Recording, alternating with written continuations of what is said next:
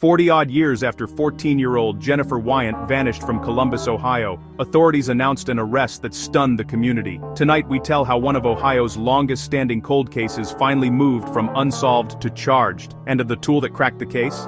It's the same science that reopened dozens of cold files nationwide.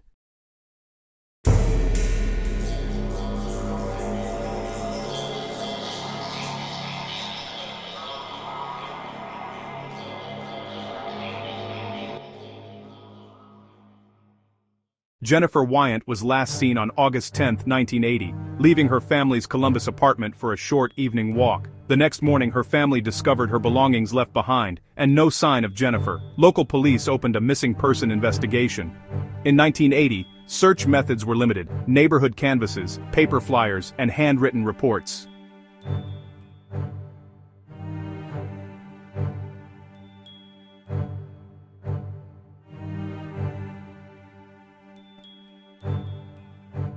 For decades leads ran cold, until evidence was re-examined with 21st-century tools.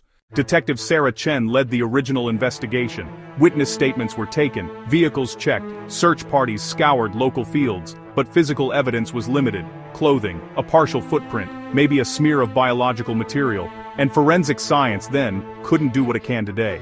As months and years passed, the Columbus community slowly accepted the mystery, but Jennifer's family never stopped asking for answers. What detectives preserved 40 years ago would become evidence that changed everything.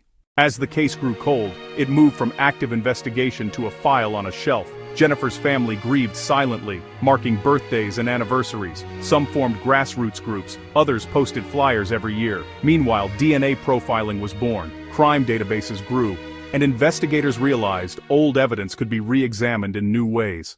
Decades after Jennifer's disappearance, Detective Ray Morrison of the Cold Case Unit submitted preserved evidence for modern DNA analysis. Analysts extracted a usable profile, and using genetic genealogy, matching DNA to public databases, built family trees to identify distant relatives. This method has helped solve hundreds of cold cases across the U.S., including the Golden State Killer investigation. But using other people's DNA raises legal and ethical questions, and investigators tread carefully. Investigators developed a suspect ID, Johnny Earl Young, long known to detectives but never charged. Once probable cause was established, authorities executed arrest warrants at Young's home in Toledo. He confessed with resignation, saying, "I've been waiting for this day. I knew it would catch up to me eventually." The arrest made headlines statewide and across the U.S., serving as an example of how DNA and genealogical tools are rewriting justice for old cases. The Wyant family's relief was mixed with pain, and the legal process began immediately. With Young in custody, the long road to trial, and to court-proven truth, began. This case shows why preserving evidence matters. Items collected by Detective Chen in 1980, carefully logged and stored, became the key to modern testing. Both sides will scrutinize the chain of custody, lab methods, and genetic inferences. If a conviction follows, it will rest on old record-keeping and new science. An arrest can bring closure, proof the search never stopped, but justice takes time, and wounds reopen when someone stands accused in the public eye. Community leaders call for compassion, support for survivors, and a fair legal process for all. The arrest is only the start. Next come arraignment, discovery, and legal challenges. Defense may question genealogy procedures, DNA handling, and chain of custody. Courts must assess both the new forensic tools and classic evidentiary protections. The outcome will shape future cold case prosecutions. This case joins a national trend.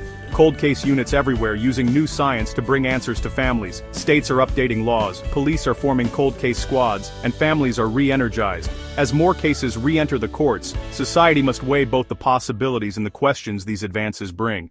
If you have information about this case, contact Columbus Police at 614-645-4545 or submit tips to their website. Sources and links are in the description. Subscribe for updates.